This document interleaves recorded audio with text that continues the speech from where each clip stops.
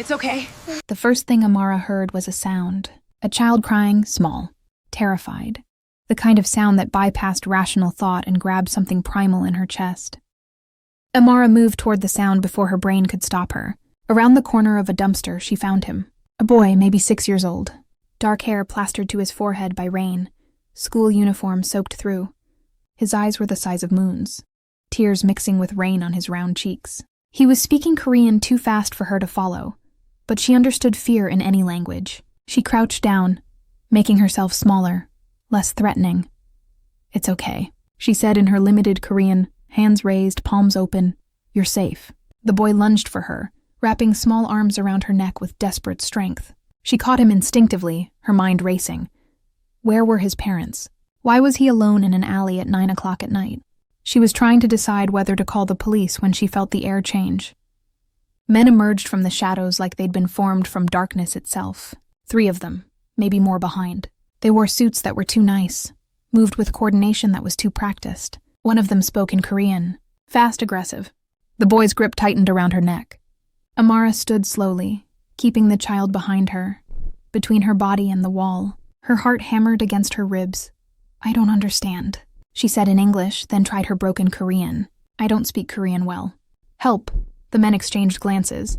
One of them, the one who'd spoken, stepped forward. His hand moved inside his jacket.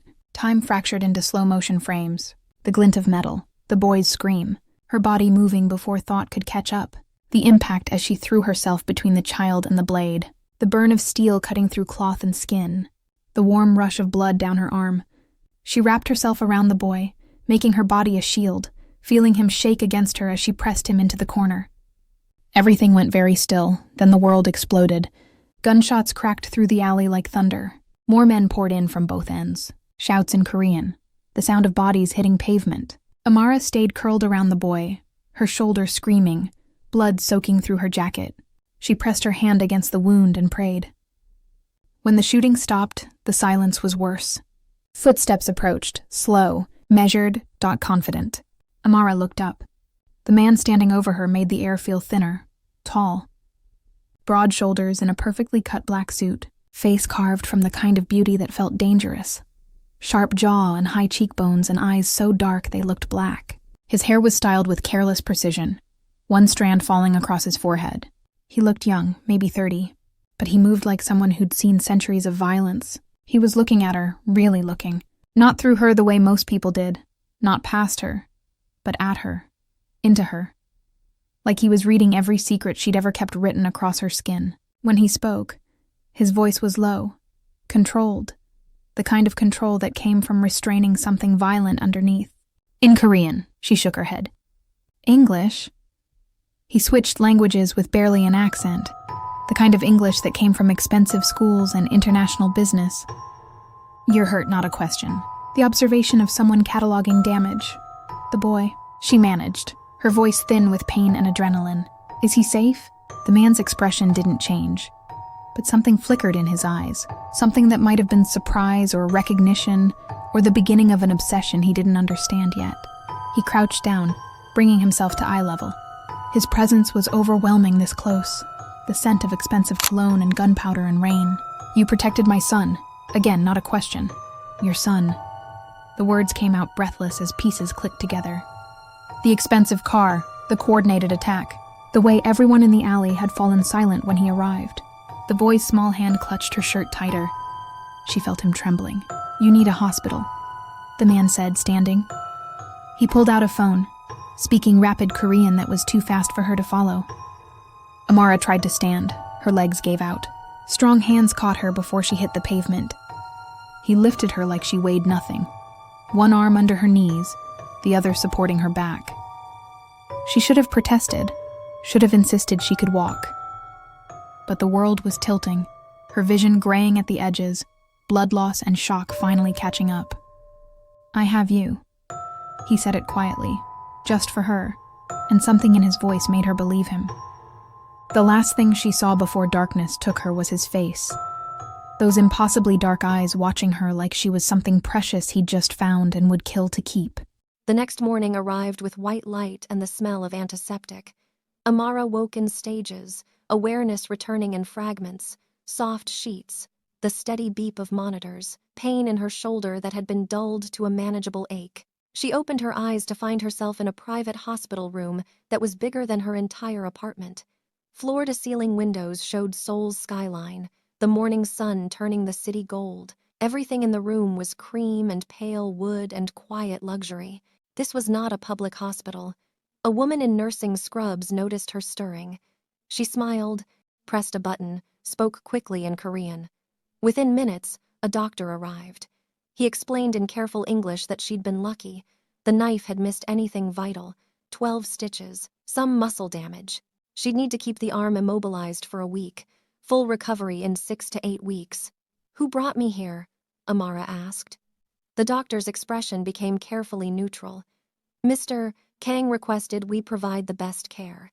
She asked for specifics. He gave none, just assured her that all expenses were covered and she should rest. Later that afternoon, he came. Amara heard him before she saw him, a quiet knock followed by the door opening. He filled the doorway for a moment, then entered with the kind of presence that made the large room feel smaller. He wore a different suit, charcoal gray, white shirt, no tie. He looked like he'd walked off the pages of a magazine, except magazines didn't capture the way he moved, the controlled grace of a predator trying to remember how to be human. "You're awake." He said it in English, his accent doing interesting things to the words. "How do you feel?" "Like I got stabbed." She said it before thinking, then winced at her own bluntness. "Sorry. I mean, thank you. For bringing me here. For saving the boy. You saved him." He moved closer to the bed, his dark eyes never leaving her face. "I merely arrived in time to clean up the aftermath." "Your son, is he okay?" "Yes.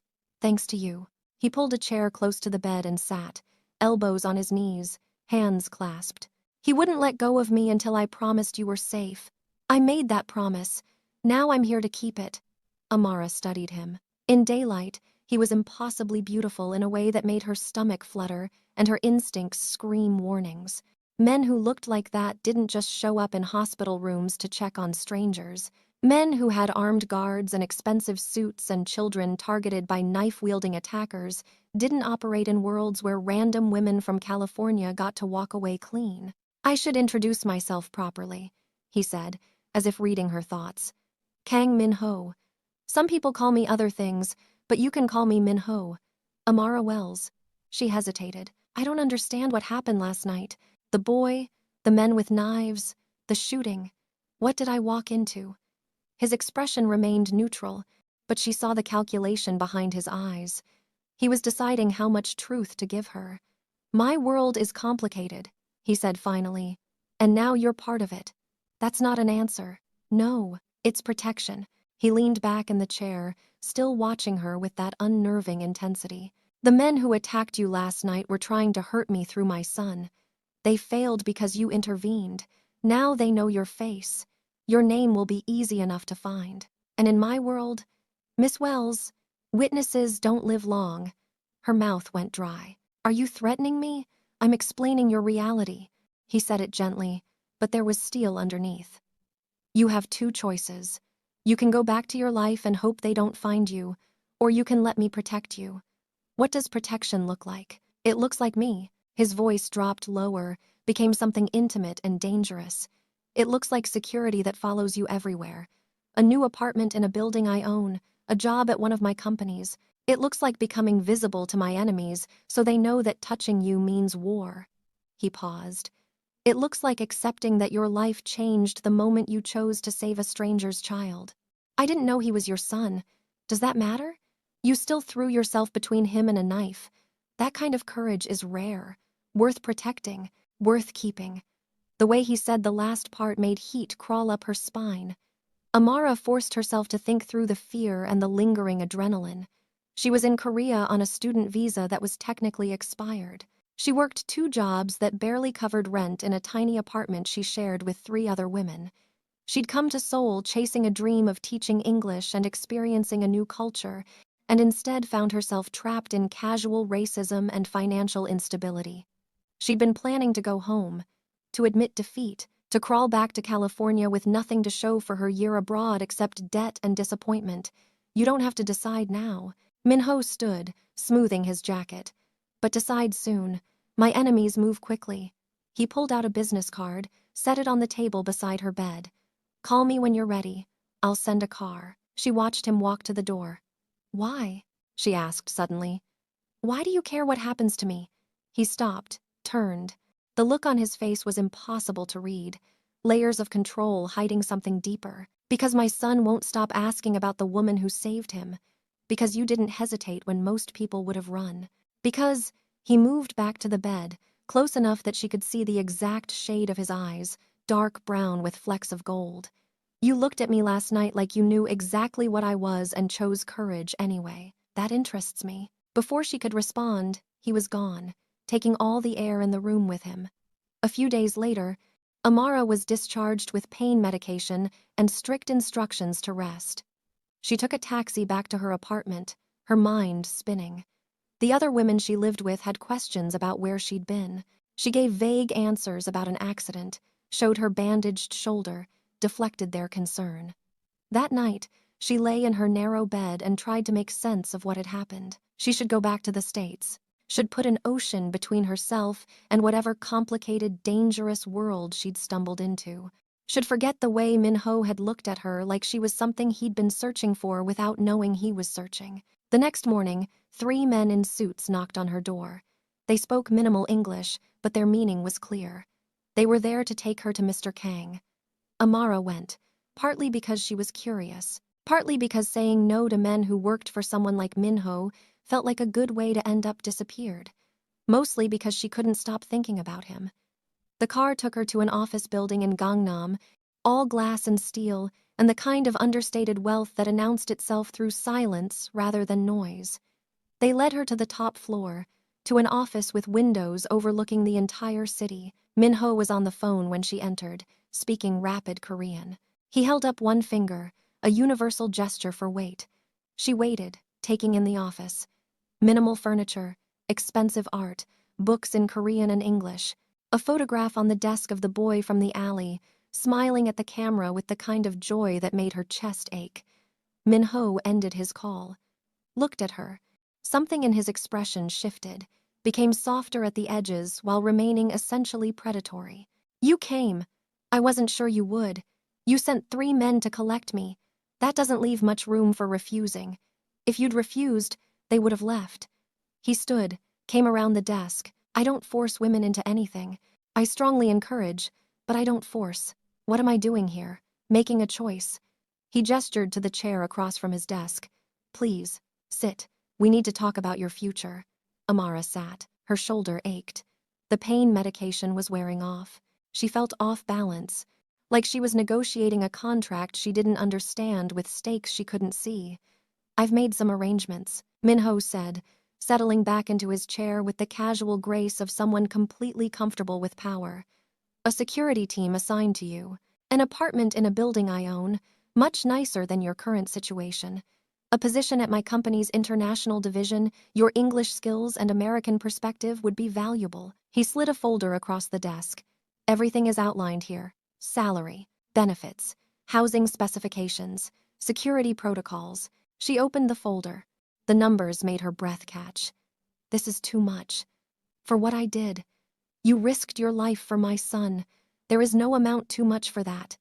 He leaned forward, elbows on the desk. But I won't lie to you, Miss Wells. This arrangement serves me as well. Having you visible, under my protection, sends a message to my enemies. It shows strength, shows that I reward loyalty and courage, shows that I take care of what's mine. I'm not yours. His smile was slow, dangerous, the kind of smile that promised things she shouldn't want. Not yet. The 2 words hung between them like a challenge. Amara should have been offended, should have thrown the folder back at him and walked out, should have put him in his place for assuming she was something to be claimed. Instead, she felt heat curl low in her belly, felt her heartbeat accelerate, felt something wake up inside her that had been sleeping since she'd arrived in Korea alone and broke and increasingly desperate. The following morning, she moved into her new apartment. The security team appeared with her belongings before she'd even said yes, which should have annoyed her but mostly impressed her with their efficiency. The apartment was on the 20th floor of a high-rise in Yeouido, with views of the Han River and twice the space of anywhere she'd lived in her entire life. It came fully furnished in soft grays and creams, modern Korean minimalism that felt both expensive and comfortable. One of the security team, a man named Jae Sung who spoke decent English, explained the protocols. They would be nearby at all times, not invasive, but present. The building itself was secure. The job would start next week, giving her time to recover. Everything was arranged, everything was handled. Everything felt like a gilded cage she'd walked into with her eyes open. That evening, Minho came to check on her. He stood in her living room, hands in his pockets, looking at the space with an expression she couldn't read. "Do you like it? It's beautiful," she said honestly. "More than I need. You need more than you think." He moved to the windows, looked out at the river. "You've been living small, Miss Wells, making yourself invisible. I've seen your file. 3 jobs, expired visa, an apartment where you slept on a mattress on the floor. That's survival, not living. You had me investigated." "Of course." His tone suggested this was obvious. "I protect what interests me, and you interest me. Why?" She moved closer, emboldened by the medication and the surreal nature of her entire situation.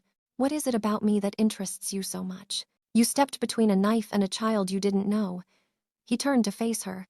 Most people in that situation would have run, would have called the police from a distance, would have done anything except throw their own body in the way. But you didn't even hesitate. That kind of instinct can't be taught. It's who you are at your core. He moved closer. "And I want to understand who you are." She should step back, should maintain distance, should remember that this man was dangerous in ways she didn't fully understand yet.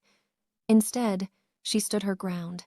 "Your son," she said, changing the subject because his proximity was doing things to her ability to think clearly.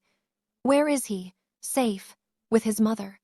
Minho's expression went carefully neutral. "We're not together anymore. Haven't been for years. But we co-parent. She has him during the week. I have him on weekends. That night was my night. He was supposed to be at my apartment. Instead, he snuck out to meet me at my office because he missed me.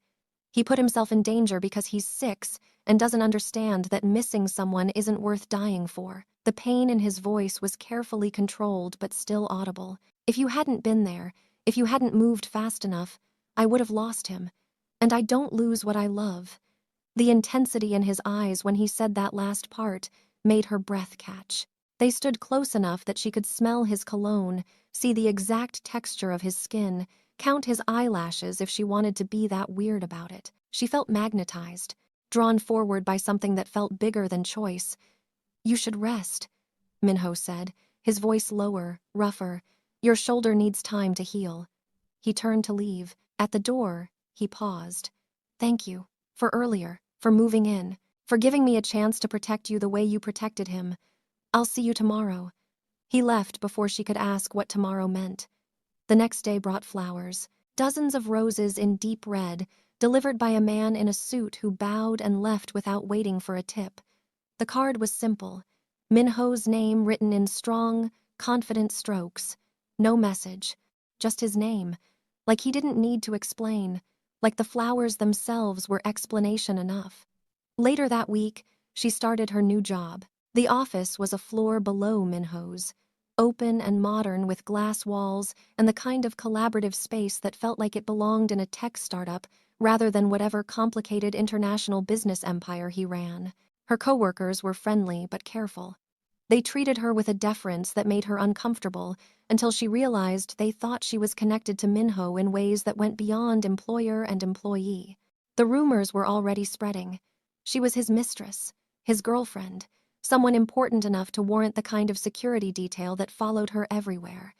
She tried to correct these assumptions, gave up when she realized no one believed her. By the end of the second week, she'd settled into a routine that felt almost normal: work during the day, Korean language lessons in the evening with a tutor Minho had arranged, quiet nights in her beautiful apartment that still felt too big, too empty, too much like a stage set for a life she wasn't sure how to live.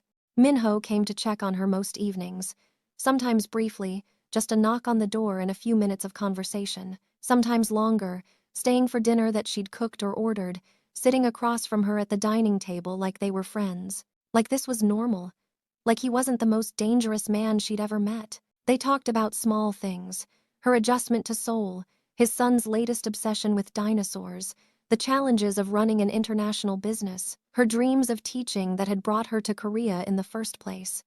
He listened when she talked, really listened, with the kind of attention that made her feel like she was the only person in the world.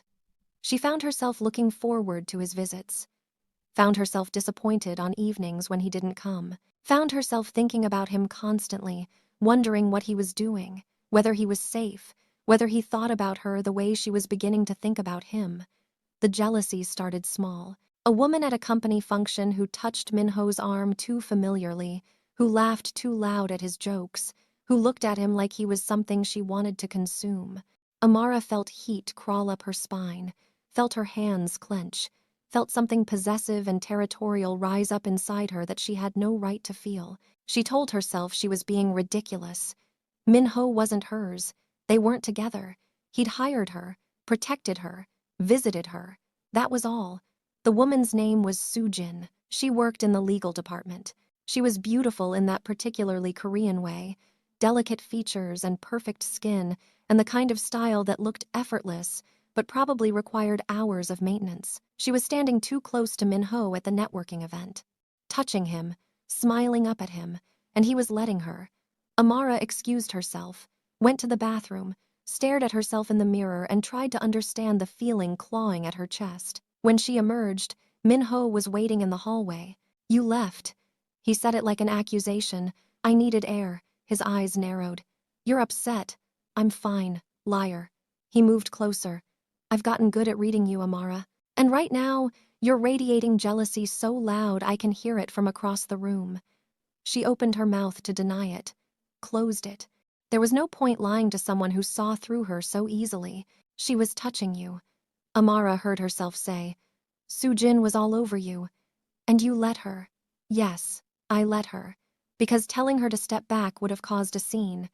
He moved closer still. "But the entire time she was touching me, I was thinking about you. About the way you look when you're annoyed with me. About the way you bite your lower lip when you're thinking. About the fact that I've spent 2 weeks trying to give you space to heal, to adjust, to decide if you want what I'm beginning to realize I can't live without." "What's that?" she whispered. "You." His hand came up, cupped her face with devastating gentleness. "All of you. Every stubborn, beautiful, courageous part of you. I've tried to be patient, tried to let you come to me in your own time.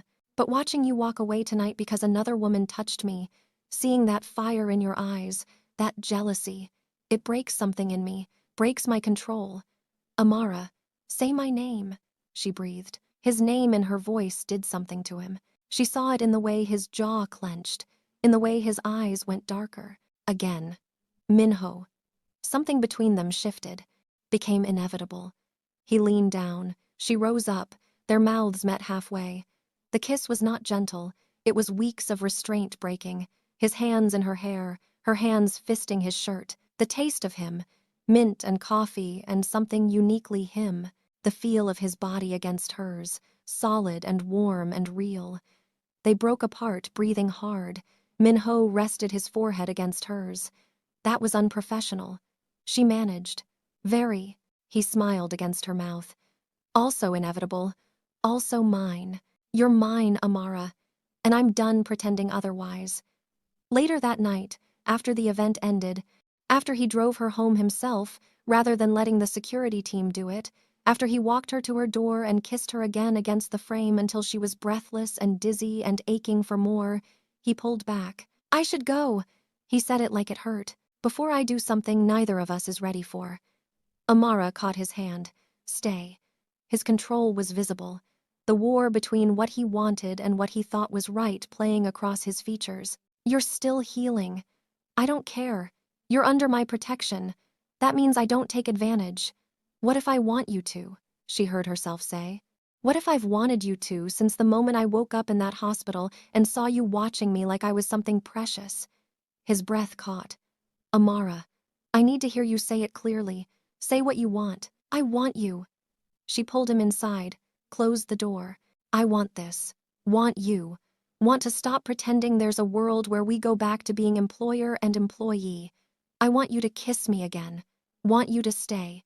Want. His mouth cut off the rest of her words. They moved through the apartment in a tangle of touches and breathless requests, and the kind of urgency that came from weeks of restraint finally breaking. He was careful of her shoulder, gentle where he needed to be, but there was nothing gentle about the way he looked at her, the way he touched her, the way he breathed her name like a prayer and a curse. The fade to black came naturally, the bedroom door closing, the lamp turning off, the sound of her saying his name one more time before the world narrowed to just them, just this, just the feel of his skin against hers and the way he made her feel cherished and claimed and absolutely ruined for anyone else. The morning after arrived with soft light and the feeling of being watched. Amara woke slowly, awareness returning in pieces. Warm sheets, the ache in her shoulder dulled to almost nothing, the presence of someone else in her bed. Minho was propped on one elbow, fully awake, watching her with an expression that made her stomach flip. Morning. His voice was rough with sleep and something deeper. How do you feel? Like I should regret last night, she said honestly. But I don't. Good. Because I plan on repeating it frequently. He leaned down, kissed her softly. Starting now if you'll let me. She let him. They spent the morning in bed, talking between kisses, learning each other in daylight, building something that felt fragile and precious and worth protecting. You have to understand, Minho said later, his fingers tracing patterns on her arm. What we started last night, it changes things, makes you more visible, more vulnerable. My enemies will see you as a weakness now. Let them, Amara said. I stopped being invisible the moment I stepped between that knife and your son. He pulled her closer. You're not afraid. I'm terrified, she admitted. But I'm tired of living small, tired of making myself disappear. If being with you means being seen, maybe that's what I need. His kiss tasted like approval and possession. That afternoon, reality intruded. Jae-sung knocked on her door with news that made Minho's expression go cold. There's been a development, he said in Korean, then switched to English for Amara's benefit. The men from the alley, the ones who tried to kill the boy. We've identified them. They're working for someone new, someone who's been making moves against your territory. Minho stood, already shifting into the version of himself that ran an empire. Who? Lee Jin-woo. Jae-sung said the name like it tasted bad. He's consolidating power, taking over small operations, building toward something bigger, and he knows about her. His eyes flicked to Amara. Knows she's under your protection. Minho's jaw clenched. Increased security, double shifts on her building. I want eyes on her at all times. And find Jin-woo. I want to have a conversation about boundaries. After Jae-sung left, Minho turned to Amara. His expression was complicated, protective and possessive, and something that looked like fear wearing anger's face. This is what I meant, he said quietly. About you being vulnerable, about my world being dangerous. I understand. I don't think you do. He moved to the windows, hands in his pockets, shoulders tight. Jin-woo isn't just another rival. He's ambitious, ruthless, the kind of man who doesn't care about collateral damage. If he sees you as a way to hurt me, and he will, he won't hesitate. Then we deal with it together. She came to stand beside him. You taught me that I don't have to face things alone anymore. Remember? You said I was under your protection. That's a two-way street, Minho. Protecting you puts you in danger. Then we'll be in danger together. She took his hand, because I'm not going anywhere. And you're not pushing me away out of some misguided attempt to keep me safe. I've spent my whole life being kept safe, being told I couldn't handle things, being treated like I needed protection from reality. I'm done with that. His expression shifted, became something that looked like wonder mixed with fear. You're extraordinary. You know that? I'm stubborn. Same thing. He pulled her against him. Then we do this together. But you follow my lead on security. You trust my judgment on threats. And if I tell you to run, you run. Agreed? Agreed, she said. Then added, but only if you promise not to do anything stupid and heroic that gets you killed. I don't make promises I can't keep. Then I don't agree to run. They stared at each other. The negotiation of two equally stubborn people trying to love each other without getting each other killed. Finally, Minho laughed. A real laugh that transformed his face. You're going to drive me insane. That's the plan. Over the following weeks, the danger escalated. Small things at first. A car following too closely. A man loitering outside her building. Messages left in places they shouldn't be. Minho's response was surgical. He moved with the kind of calculated violence that reminded Amara exactly what he was under the expensive suits and gentle touches. Jinwoo's operations started disappearing. His men ended up in hospitals or jail cells or simply gone. The message was clear. Touch what's mine and I will destroy you. But Jinwoo was either stupid or desperate. On a Tuesday evening in late November, everything went wrong. ***, batch, 2,000, 500 words. ***. Amara was leaving the office building when it happened. The security team was there, like always. Jae-sung walked 3 steps ahead, scanning the street. 2 other men flanked her. Standard protocol, safe. Except it wasn't safe at all. The van came out of nowhere, tires screaming against pavement. Doors flew open before it fully stopped. Men poured out, moving with military precision. Jae-sung went down first, a dart to his neck, his body crumpling. The other guards tried to react, but the attackers had planned for this. More darts, tranquilizers that worked fast. Amara ran, made it 10 feet before strong hands grabbed her from behind. She fought, used everything Minho had insisted she learn over the past weeks. Self-defense classes with instructors who didn't pull punches. She got 1 good hit in, felt someone's nose break under her elbow. Then something sharp pierced her neck. The world tilted. Her legs stopped working. She was being lifted, carried. The van's interior was dark and spinning. Voices spoke in Korean too fast for her fading consciousness to follow. The last thing she thought before darkness took her was Minho's name. Minho was in a meeting when his phone rang. He ignored it, called again, and again. The 4th time, he answered with barely controlled irritation.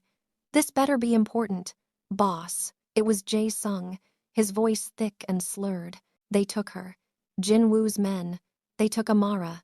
The world stopped. Every sound in the conference room faded to white noise. Minho was moving before conscious thought caught up, phone still pressed to his ear. Where? How long ago? 10 minutes, maybe 15. We were hit with tranquilizers. By the time I came to, she was gone.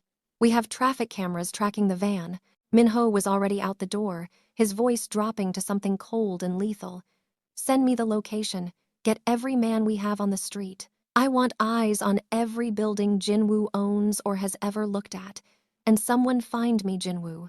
Now. He took the stairs instead of the elevator, too impatient for the wait. His driver had the car running by the time he hit the street. The security team was already mobilizing, a small army appearing from nowhere, armed and ready. The phone rang again. Unknown number, Minho answered. I have something of yours. Jinwoo's voice was smooth, confident, the voice of a man who thought he'd already won. The woman, she's quite beautiful up close. I can see why you're so protective. Where is she? Not a question, a demand wrapped in barely restrained violence. Safe, for now. Jinwoo paused, letting the threat hang, but that could change quickly.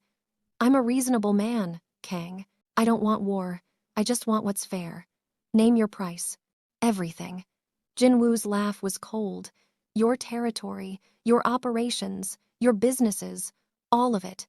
You have 24 hours to transfer everything into my name. After that, well, I'm sure you can imagine what happens to pretty things that stop being useful. The line went dead. Minho stared at his phone for 3 seconds that felt like centuries. Then he made a call. Gather everyone, he said to his second in command. Everyone who's ever owed me a favor, everyone who values their position in this city. We're going to war. The next 6 hours were a masterclass in controlled fury. Minho moved through his network like a storm system, calling in every debt, every alliance, every threat he'd been holding in reserve. Police who looked the other way, politicians who owed him their careers. businessmen who'd built empires on his foundations. By midnight, he'd assembled a force that made Jinwoo's operation look like children playing gangster. The tracking on the van led to an abandoned warehouse in Incheon. Too obvious, too easy. But Minho went anyway because he had no choice. Because Amara was there. Because the thought of her afraid, hurt, wondering if he'd come for her was something he couldn't survive. The warehouse district was industrial silence and shadows. Minho's team surrounded the building.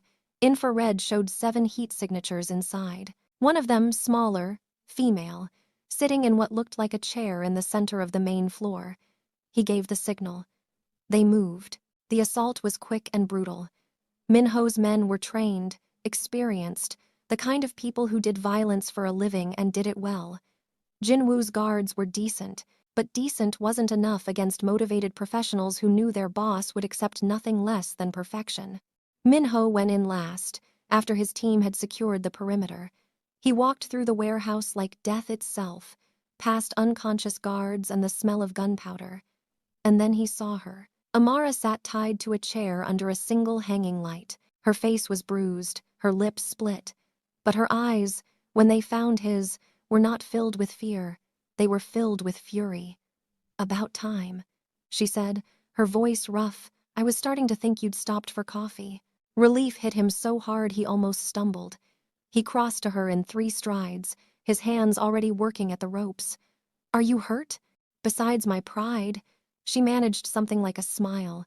"They drugged me, tied me up, asked questions about you. I told them you were mediocre in bed and terrible with money, both lies." He got the ropes off, pulled her up, checked her for injuries with hands that shook despite his attempts at control. When he was satisfied she was mostly intact, he pulled her against him and just held her. "I thought I'd lost you." His voice broke on the words. "Thought I'd failed to protect you. Thought, you found me," she said simply. "You came for me, always." He pulled back to look at her. "Always, Amara. No matter what, no matter where. If someone takes you, I will burn the world down to get you back." "Jinwoo," she said. "He's not here. This was a distraction." "Smart girl." Minho's expression went cold. "He's waiting at his real location, waiting to see if I'd take the bait." He pulled out his phone. "But I don't need to be there personally to end him." He made a call, spoke rapid Korean, hung up. "Done. What's done?" Amara asked. "Justice," he said simply. "Jinwoo will be dead within the hour. Every operation he built will be dismantled by morning. His men will scatter or switch sides. And everyone in Seoul will know what happens when you touch what's mine." The ride back to the city was quiet. Amara leaned against him, exhausted and aching. Minho held her, one arm around her shoulders, the other hand tangled in hers. "I'm going to ask you something," he said quietly. "And I need you to answer honestly." She looked up at him.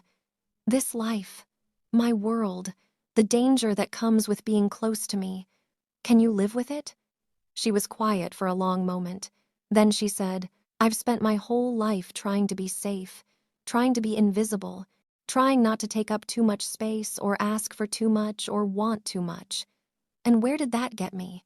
Alone in a foreign country, working 3 jobs, expired visa, no future." She shifted to look at him directly. "You make me visible, Minho. You make me feel like I matter, like I'm worth protecting, worth keeping, worth burning the world down for. So yes, I can live with the danger, because the alternative is living without you. And that's worse than any threat Jinwoo or anyone else could make." He kissed her, deep and claiming and desperate. The driver diplomatically raised the partition between front and back seats. When they finally broke apart, Minho rested his forehead against hers. "Marry me." The words hung in the air between them. Amara's breath caught. "What?" "Marry me." He said it again, clearer, more certain. "Not eventually, not someday. Now, as soon as possible. I want you protected by law. Want you carrying my name. Want the world to know that you're not just under my protection, you're my family." "That's insane. We've known each other for 2 months. I've known you for a lifetime," he said. "I knew you the moment you threw yourself between a knife and my son. Knew you when you looked at me in that hospital and didn't flinch.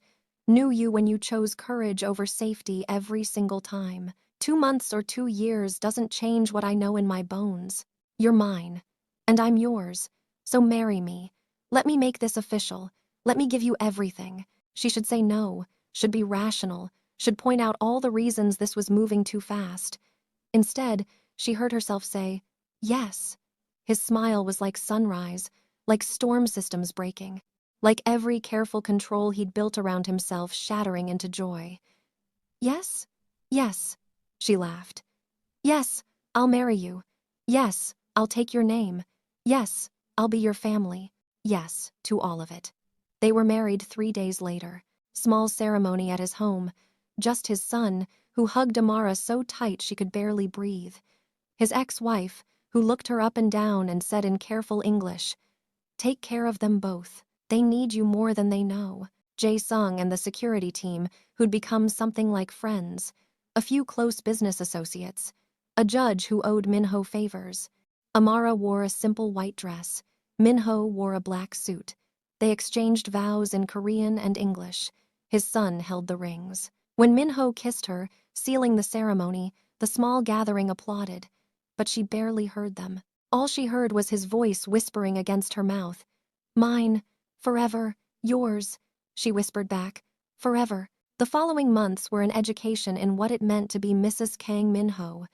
There were galas where she wore dresses that cost more than her old yearly salary. Business dinners, where she learned to read the undercurrents of Korean corporate politics. Charity events where she smiled and made small talk and represented his empire with grace she didn't know she possessed. But there were also quiet mornings with his son making breakfast. Afternoons teaching English at a school Minho had funded at her request. Evenings in their home, just the two of them, talking about everything and nothing. He was learning to let her in, to share the parts of himself he'd kept locked away. She learned about his childhood, about a father who'd been absent, a mother who'd died too young, about building an empire from nothing because he'd promised himself he'd never be powerless again. She told him about growing up in California, about feeling invisible, about coming to Korea looking for purpose and finding him instead. They learned each other, built something real underneath the intensity. 6 months after the wedding, Amara woke up nauseous. It took her 3 days to recognize the pattern. Another 2 to work up the courage to take the test. When the 2 pink lines appeared, she stared at them for a full minute. Then she laughed, cried, did both at once. Minho found her sitting on the bathroom floor, test in hand, tears streaming down her face. "What's wrong?" He was on his knees beside her instantly. "Are you hurt? Did something happen?" "I'm pregnant." The words came out somewhere between a laugh and a sob. "We're having a baby." He went very still. Then he took the test from her hand, looked at it, looked at her. The expression on his face was something she'd never seen before. Wonder, joy, fear, all of it mixed together. "You're sure?" "I took 3 tests." She showed him the other positive results lined up on the counter. "We're having a baby." "Minho." He pulled her against him, buried his face in her neck, held her like she was the most precious thing in the world. Which, she realized, to him she was. The pregnancy was easier than expected. Amara bloomed. Minho became even more protective. If that was possible, he attended every doctor's appointment, read every book, made lists of things they'd need. His son was ecstatic about becoming a big brother. He'd press his ear to her growing belly and tell the baby about dinosaurs and his school day and how much he'd loved her since she'd saved him. They found out they were having a girl. Minho cried when the ultrasound tech told them. Actually cried. Tears on his face, hand gripping Amara's so tight it almost hurt. "A daughter," he whispered. "We're having a daughter." They painted the nursery together. Soft yellows and whites. Minho insisted on doing it himself, wouldn't let his staff help, said it was important, that he needed to build this space for his daughter with his own hands. Amara watched him work, this dangerous man covered in paint, assembling furniture with the focused intensity he brought to everything, and felt her heart overflow with love. The baby came on a Tuesday morning in April. Amara's water broke during breakfast. Minho went pale, then shifted into crisis mode. He had her at the hospital in under 10 minutes, stayed with her through every contraction, let her grip his hand hard enough to leave marks, told her she was strong, told her she could do this, told her he loved her more than breathing. Their daughter was born at 3 in the afternoon, tiny and perfect and screaming her displeasure at the world. Minho held her with trembling hands, looked down at her like she'd hung the stars.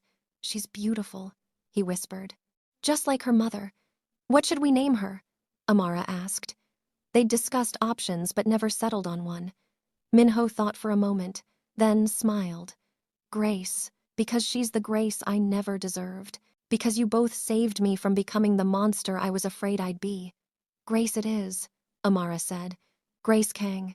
Welcome to the world, baby girl."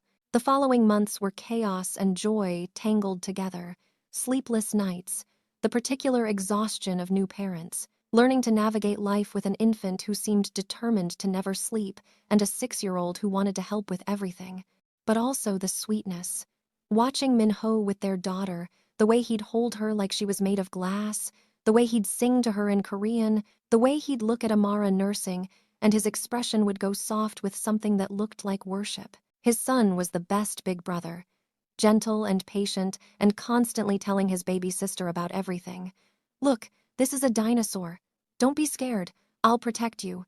Just like Mom protected me, Minho's business continued to expand, but he'd stepped back from the dangerous parts, handed those operations to people he trusted, said he had too much to lose now, said he wanted to be there for his children's childhoods, wanted to be the father he'd never had.